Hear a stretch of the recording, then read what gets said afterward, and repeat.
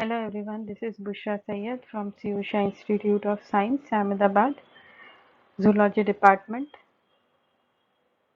Today we are going to study about our new topic of semester 3, that is animal diversity, non-chordates, systematics.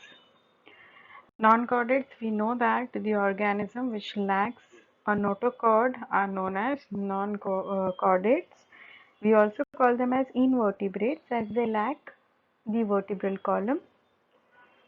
Systematics means the study of their classification, their position in the taxonomy. According to that, if we study them, we call it as systematics. So our syllabus and this paper has total 6 phylum, beginning from Protozoa to Annelida. Today we are going to study the two different phylums, that is Protozoa and Porifera. So first of all, you should know what is classification, what is the perfect animal kingdom classification. Till now you might have seen many different types of animal kingdom classification, but this one is the accurate one and you should follow the same for exam point of view. So when we talk about the kingdom, here if you see on the left side are the different categories of classification. The flowchart you have already studied.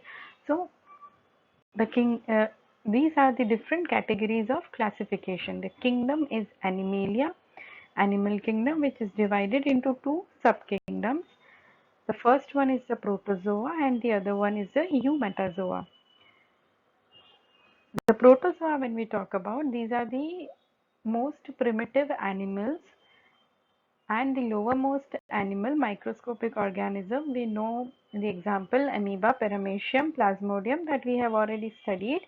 So Protozoa includes the phylum Protozoa. The second subkingdom, that is Eumetazoa, is divided into different infrakingdom. The first one is the Mesozoa, followed by Parazoa and Enterozoa. When we talk about Mesozoa, it is the phylum Porifera that we are going to study today, belongs to the infrakingdom Mesozoa.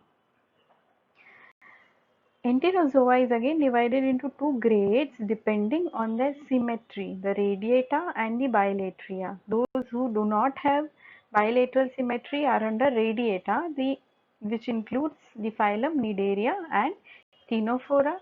Bilatria includes two different divisions, the Protostomia and Deuterostomia. This we have already studied while studying the coelom, right? The Protostomia are the one in which the mouth is being developed from blastopore, whereas in Deuterostomia, the anus have been developed from the blastopore. That is the major difference between them. So the division Protostomia is again divided into three different types according to their coeloms only. The Acoelomata, which has the phylum Platyhelminthes, Pseudocoelomata, phylum Nymphentheminthes, Schizocoelomata has Annelida, Arthropoda, Mollusca, and Enterocoelomata, which falls under Deuterostomia, has Echinodermata and Chordata. Chordata is further divided into a huge hierarchy of classification just like this. So this is the basic classification of animal kingdom and it should be followed strictly. Now when we talk about our syllabus, we have in this paper, we have Protozoa, Porifera, Platyhelminthes, Nymphentheminthes and Annelida. Others will be coming in the next paper. So today we are going to study two phylums. The first one is the Protozoa, second is the Porifera. Coming to the first one, Protozoa, it has a diversity of microscopic organisms which are unicellular and each cell functions as a complete organism. The classification of Protozoa as given by Carolus Linnaeus includes a total 4 subphylums: Psychomastigophora, Sporozoa, Nidospora, and Coeliophora. Further, these subphylums are divided into superclass, only one superclass, that is Mastigophora. Mastigophora is divided into different types of classes, which includes Opellinata, Sarcodina. Okay. Sporozoa is divided into three different classes, that is Telospora, Toxoplasmia, and Haplosporia. The blue ones which are there are the classes. These purple ones are the super classes. Okay. So in our syllabus, we have to study 4 different protozoans. We have to look after 4 different protozoans because there are many protozoans, but we have to focus only on 4 different protozoans. That is amoeba. Here is amoeba. Then euglena. Here is euglena. Then paramecium, vorticella, and there is one more, that is polystomella, which comes with amoeba. The class which is having amoeba, the same class Sarcodina has polystomella in it. So these are the 4 different organisms that we have to study.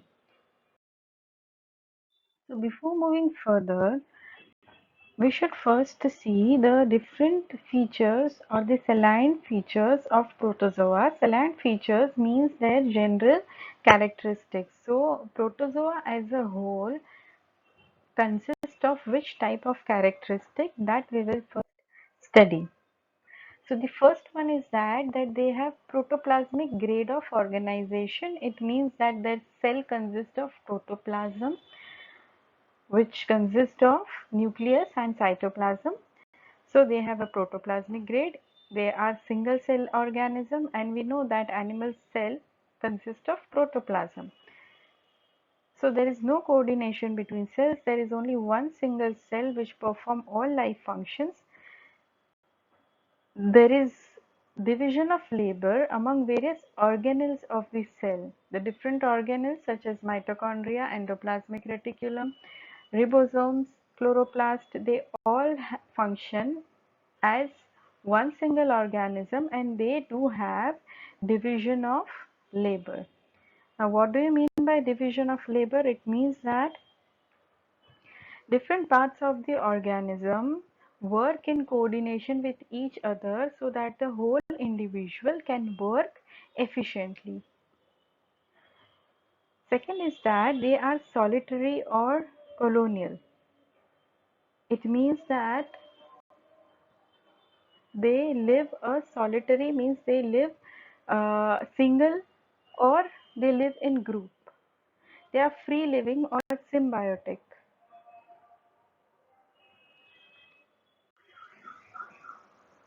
So yes, what do you mean by free living is that they live on their own, they do not live in any kind of coordination and are not directly dependent on any kind of different organism, or else they live in symbiotic relationship. It means that two organisms living together by benefiting each other or by harming each other, that is the relation. They could be symbiotic, or it could be any other type of heterotrophic nutrition, such as parasitic, where one organism will be the host, another will be parasitic. Mutualistic, that is similar to symbiotic, where both the organism will be benefited. Commensalistic, where one organism will be benefited and other will be neither harmed nor benefited. So there are different types of nutrition in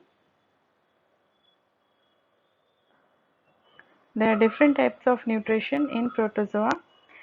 Symmetry, when we talk about, we have two different symmetry. The first one is the symmetrical. Some of them are symmetrical, exhibit some kind of symmetry, And the second one is that some of them are bilaterally symmetrical or some do not have any kind of symmetry, such as amoeba. The body symmetry, again, it could be radial, it could be bilateral, or it could be absent. Locomotion, when we talk about they brought their locomotion through pseudopodia, we know that pseudopodia is the extension of the cell to capture food or to move, to locomote. We know that amoeba has pseudopodia in it, so that is an extension of the body of the cell membrane to capture food or to locomote, or they have flagella or cilia for their locomotion. Nutrition, when we talk about it, is holozoic. It means that they are dependent on other organism for their food. Most of them, they could be saprophytic, they are dependent on the degraded material. They could be parasitic. The digestion is intracellular. It means the digestion takes place inside the cell and in between the cell. That is intracellular. It means that the digestion takes place inside the cell. Some forms like Euglena are mixotrophic, which means that they have more than one type of nutrition. When we talk about Euglena, they are autotrophic as well as heterotrophic.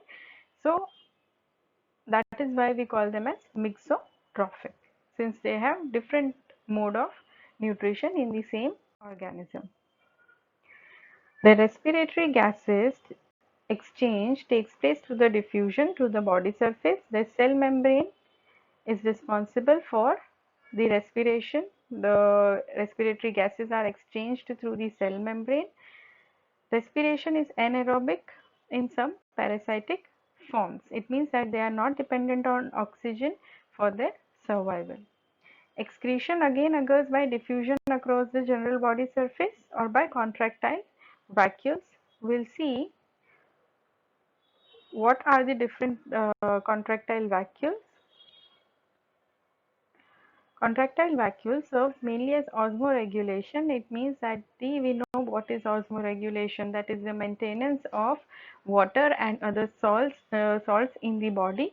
So that is why we call it as osmoregulation, and that osmoregulation is being conducted by contractile vacuoles in in protozoans. Asexual reproduction occurs by binary fission. When the organism split into two, we call it as binary fission or multiple fission, or plasmotomy or budding. These are the different modes of asexual reproduction which you have already studied. Sexual reproduction takes place by syngamy or conjugation. This is what conjugation looks like, where two organisms will conjugate.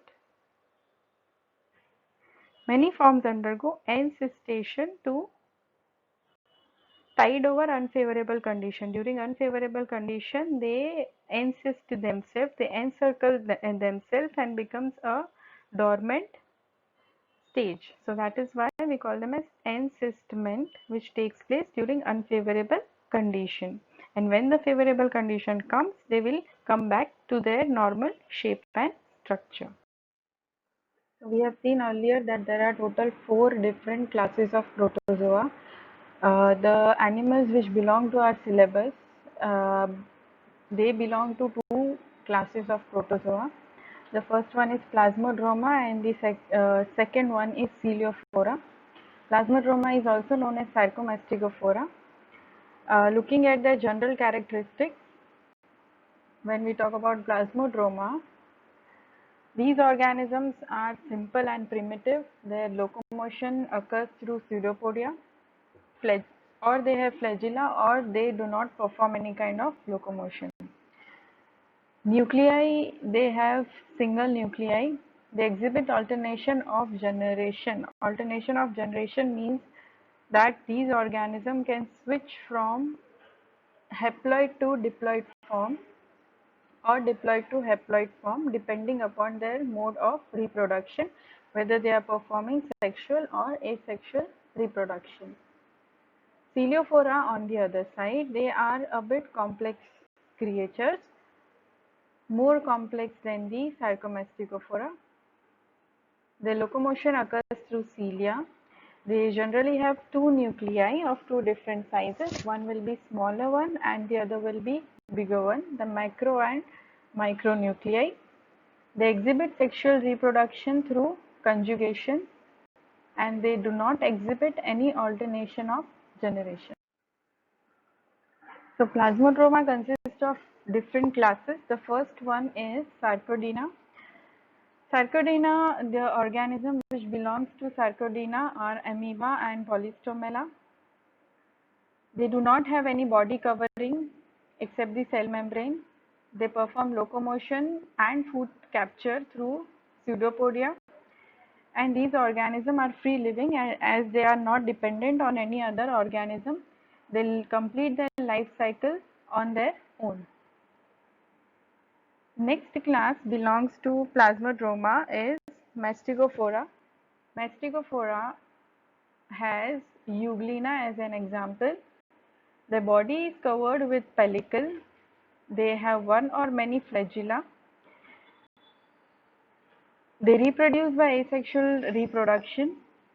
They are free living or parasite. It means that they might be dependent on some host for completing their life cycle. They exhibit holozoic or holophytic nutrition. It means that they are dependent on other organisms for their nutrition.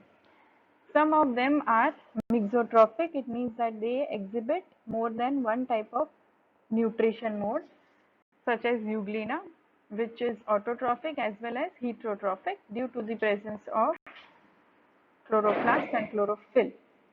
The next class is Opellinata. Opellinata, the characteristic feature of Opellinata is that they have oblique rows of flagella. The reproduction occurs through binary fission or conjugation of gametes.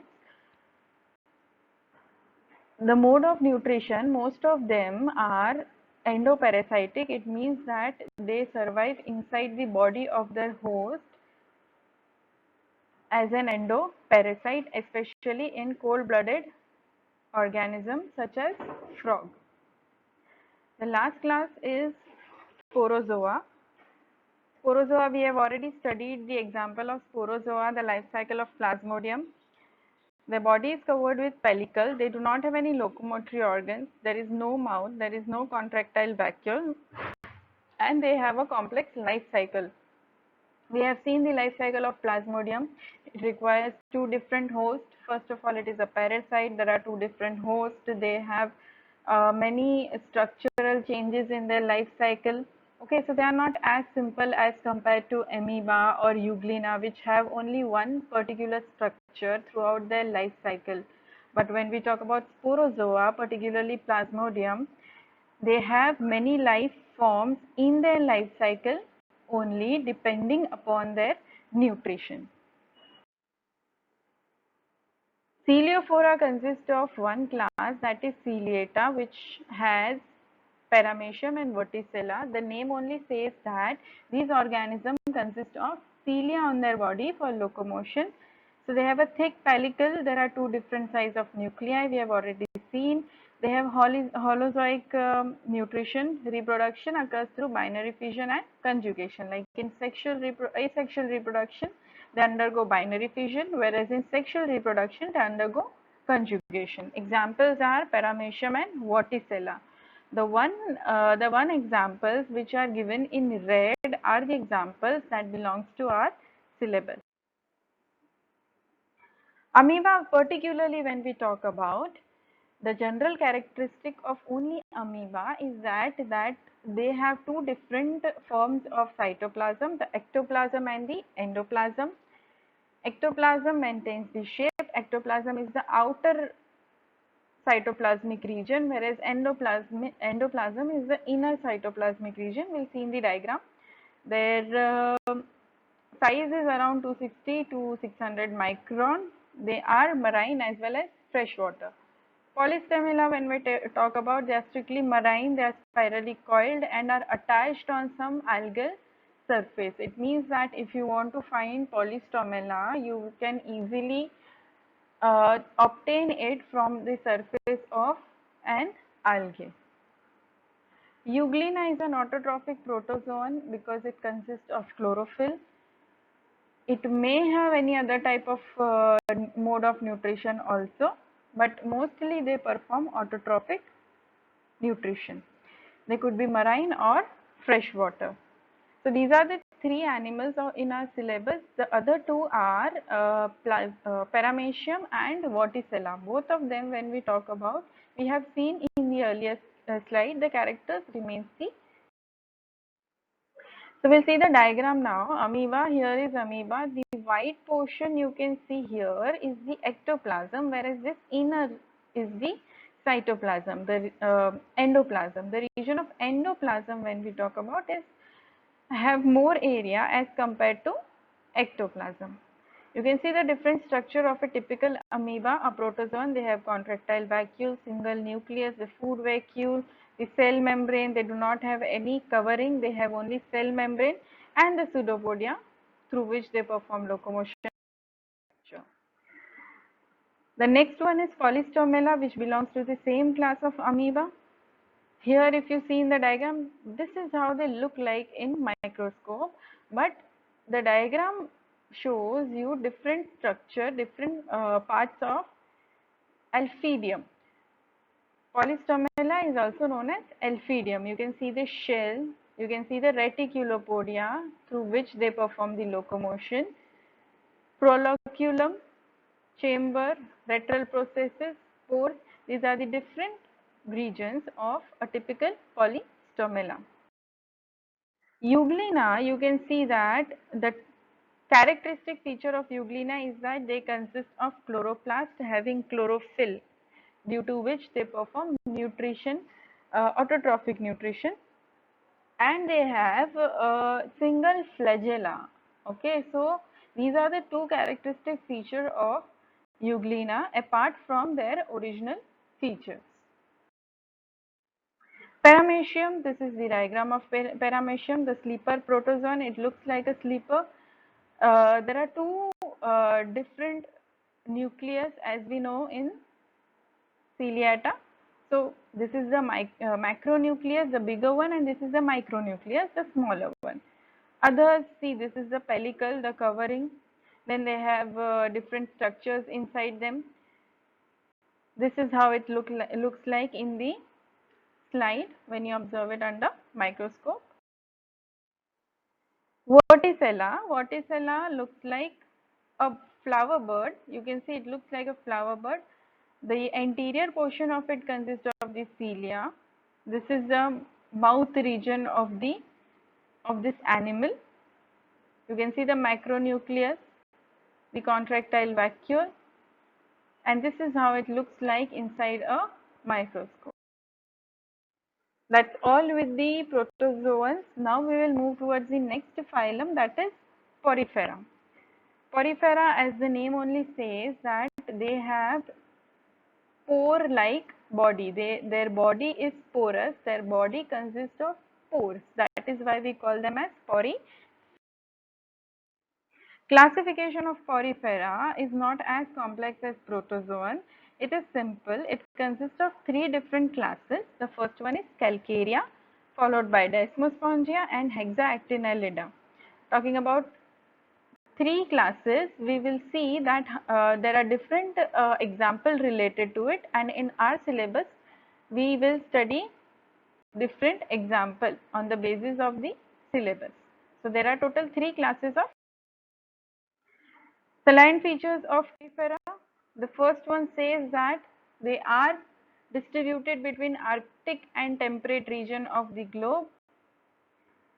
We call them as sponges. They are sessile. It means that they do not move from that particular location. They remain attached and are mostly marine. Very rarely you will find some freshwater sponges. They are solitary or colonial. It means that they remain alone. They complete their life cycle as a single individual or in group. They are found attached to the stones or molluscan shells or wooden piece in the water. So this is the place that you will be able to see them, since they are sessile and they remain attached to a particular position.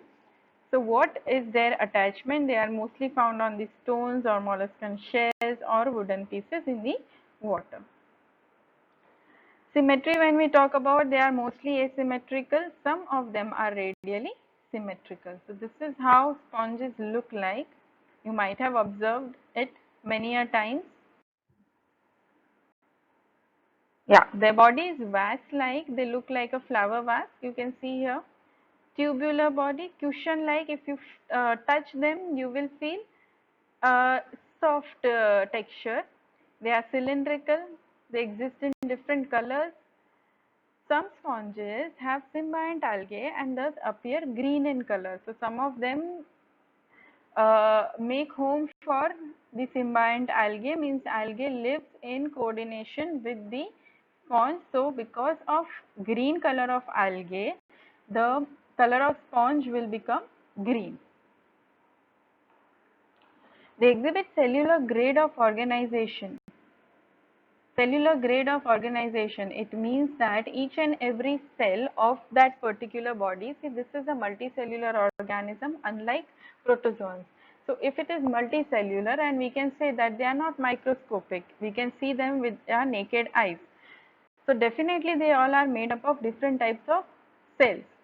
They have a cellular grade of organization. It means that each and every cell of their body performs all the physiological functions such as digestion, respiration, reproduction. Okay, so all these cells are active.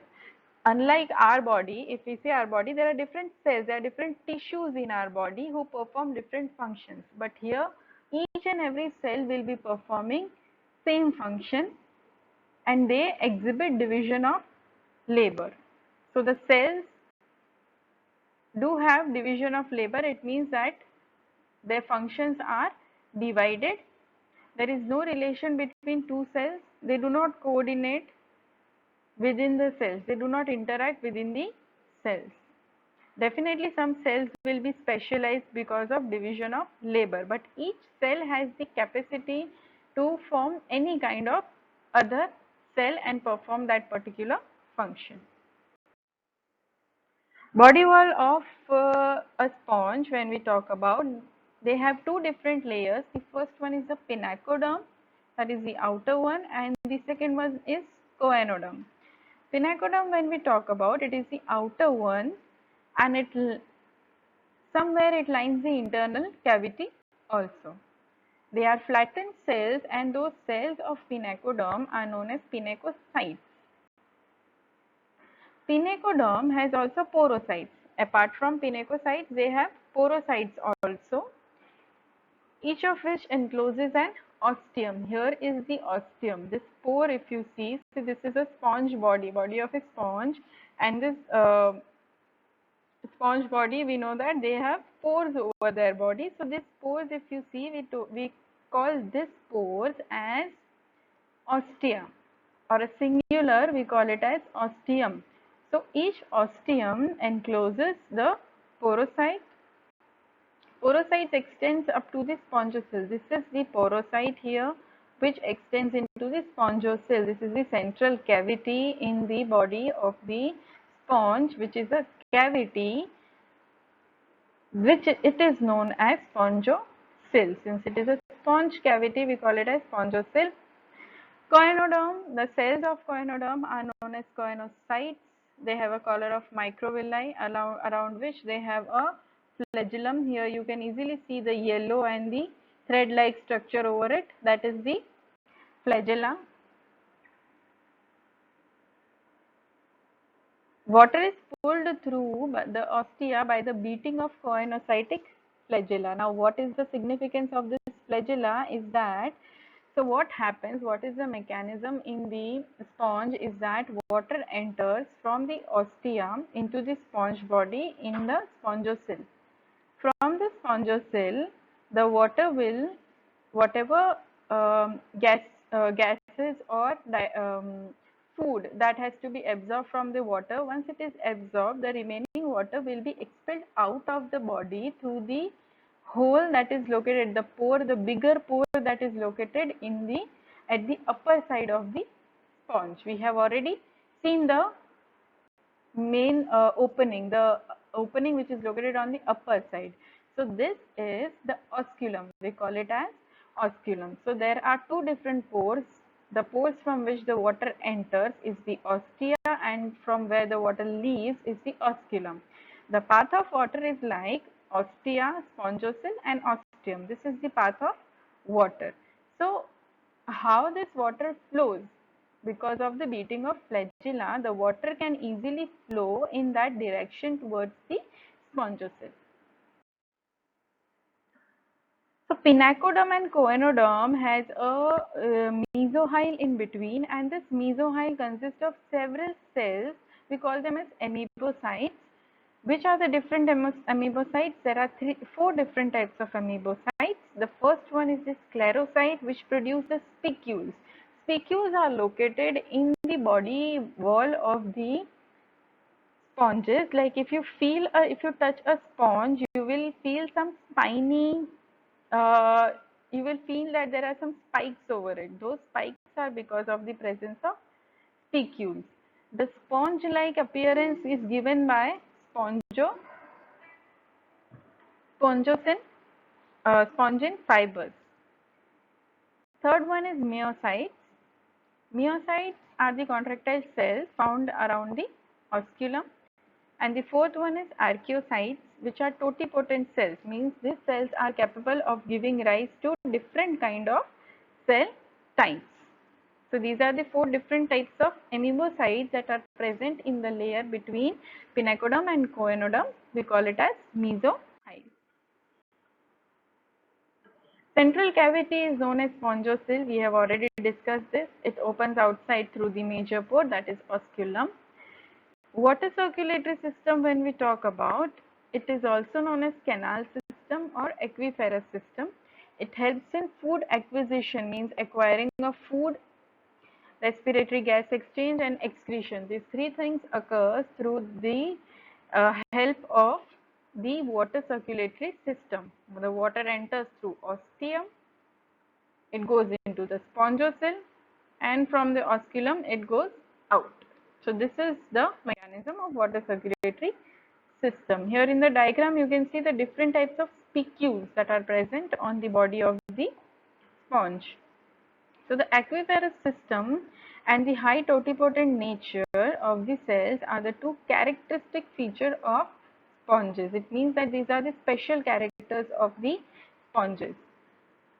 Mesohylar endoskeleton, it means that the endoskeleton, the body wall that consists of spicules and spongin fibers that we have already seen. Sponges are filter feeders. It means that whatever water that is coming inside it, the component which are useful will only be utilized, will only be absorbed. It will absorb only those material which is useful for the particular sponge.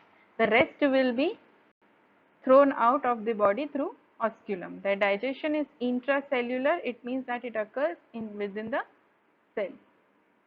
Disposal of excretory waste, primarily ammonia. So excretory waste is ammonia, and respiratory gas exchange occurs through simple diffusion, that is the diffusion from higher to lower concentration. Coming to the next one, the nervous system in spongocoel is completely absent, but they do respond to various environmental stimuli. For example, if there is something sensed by the osculum in the environment, the osculum will be closed. Okay, the osculum will be closed or opened on the basis of environmental stimulus. Reproduction, when we talk about, it occurs through asexual reproduction, occurs through fragmentation, budding. Here is the diagram of budding, and the formation of gametes and reduction bodies.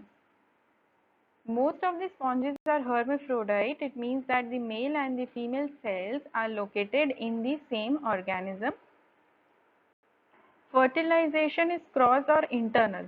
See, since they are hermaphrodite, their fertilization is cross. The fertilization will not occur between the same, like the male and female cells of the same organism. It will always occur between the male and female cells of two different individuals. Okay, and it is internal. It means that the fertilization takes place inside the body of the organism.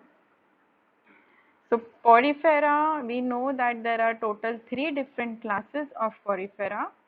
The first one is Calcarea, followed by Desmospongia and Hexaactinellida. On the basis of that, we'll see the characteristic. Calcarea, the organisms are marine. They could be solitary or colonial. They are small size. They do not exceed the size of 10 centimeter. They are cylindrical or tubular. The skeleton has spicules of calcium carbonate. They are 1, 2, 3, 1, 3 or 4 rayed. This is the type of spicule. Like how many points do they have? Depending on that, we call them as 1, 3, 4 rayed. So there are 3 different types of spicules present. Example is Leucosolenia and Grantia. Both of them belongs to our syllabus. Desmospongia are marine. Some of them are freshwater. They could be solitary or colonial. There is diversity in size. They could be from small to bigger size. They have siliceous spicules. It means that they have spicules which are made up of silica, and they also have spongin fibers. Bat sponge is one type of Desmospongia. We call them as Euspongia. Hexaactinellida, they are marine. They are cup shaped. Maximum 1 meter of length they have. They could be cylindrical or tubular. Skeleton of spicules are of silica. The spicules are mostly 6-rayed. The example is Euplectella. Now we'll see the examples one by one. The first one is Leucosolenia. Leucosolenia has a pipe-like body. You can relate the terms with the diagram. Small, delicate, sessile, marine. They are smaller, do not exceed the size of 10 centimeters. They are delicate. They remain attached at one region and they are mostly marine. They live in shallow water, low tide region where the water will be shallow. The symmetry is radial. They are vase shaped, hollow cylinders united at bases through adhesive disc. You can easily see that all of them are united at the base, and that base through which they are united are known as adhesive disc. Surface of each tube, this is the surface, right? This is osculum, and over the surface are small pores. We call them as ostia, which leads to the central cavity spongiocele, which opens out through the osculum. Asexual reproduction occurs through branching and budding.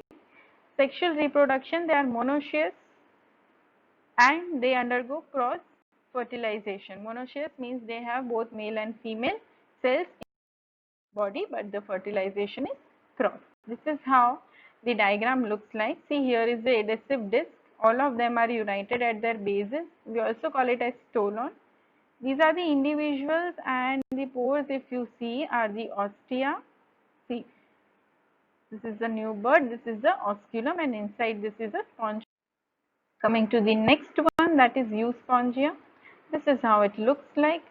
It is also found in shallow water with a rocky bottom. There are various shapes to it: lobed, globule, lamelliform. They are dark brown to black in color. Surface has small projections. You can easily see that the surface has small projection. We call them as conuli. Bath sponge is one type of Euspongia, in which the spongin fiber forms a meshed reticular network. It means a meshed network, a net-like connections has been formed. You can easily see here, and it is mostly light yellow in color. They have a great power of regeneration. Like even if a small piece of this sponge gets a favorable condition, it has a tendency to grow into a complete organism. So they have a great power of regeneration, and they are dioecious, means male and female Euspongia will be. So here the osculum, the bigger pore is osculum, the smaller pore ostia, the substratum through which it is. Coming to the last example of our syllabus is Grantia. Grantia is urn-shaped. Urn-shaped is like an inverted bell, right? They are mostly marine. They could be solitary or colonial, permanently attached to solid substrata. Variety of colors are there. Radially symmetrical, vase-shaped. Osculum consists of fringed with monoaxon spicules, means their osculum will be surrounded with monoaxon spicules. Monoaxon, it means that they will have only one axis, it will be like a needle. Polygonal elevations of spicules gives it a bristled appearance. We know that ostia leads to spongocele. Asexual reproduction occurs through budding. Sexual reproduction is that these organisms are monoecious. Again, they have male and female cells in the same body and they exhibit cross-fertilization. This is how a grantia will look like. The pores, the ostia from which the water will enter, this is the spongocele and this is the osculum. This is one single individual. If they live in colony, they all will be living together attached to a particular substratum. That's all for today. Thank you. If you have any query, you can contact me on my mail ID.